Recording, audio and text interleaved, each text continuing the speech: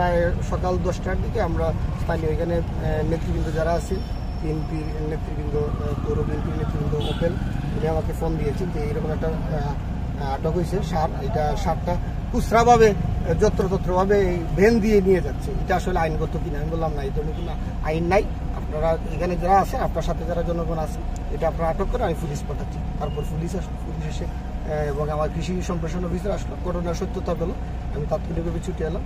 এসে দেখলাম যে আমাদের সত্যিকার অর্থে এখানে আইন লঙ্ঘন করে উনি একজন বিসিআইসি ডিলার সত্ত্বেও উনি কিন্তু আমাদের যে বরাদ্দের বাইরে আরেক জায়গা থেকে, লালমনিরহাট থেকে উনি এটা কোনো ধরনের সঠিক যে আমাদের স্লিপ থাকে, রিসিপ্ট থাকে, এটা ব্যতীতই উনি কিনে নিয়ে আসছেন।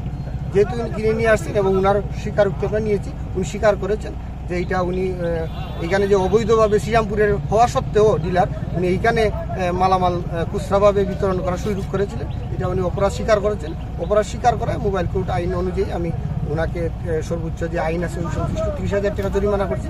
এবং এইখানে থাকা যে সারের বস্তা প্রায় অ্যারাউন্ড 700 হবে, কিছু হয়তো চলে গেছে, এটা আমরা পরবর্তীতে গুনার করে বলতে পারবো। সমস্ত সারের বস্তা এখানে যা আটক করা হয়েছে এটা আমাদের গোডাউনে থাকবে, উনার গোডাউনে থাকবে, আমাদের পুলিশ এবং আমাদের কৃষি অফিসারের অর্থাৎ সরকার রাষ্ট্রীয় হেফাজতে এটা থাকবে এবং রাষ্ট্রীয় দায়িত্বে শ্রীরামপুরের কৃষকদের মধ্যে এটা বিতরণ করা হবে।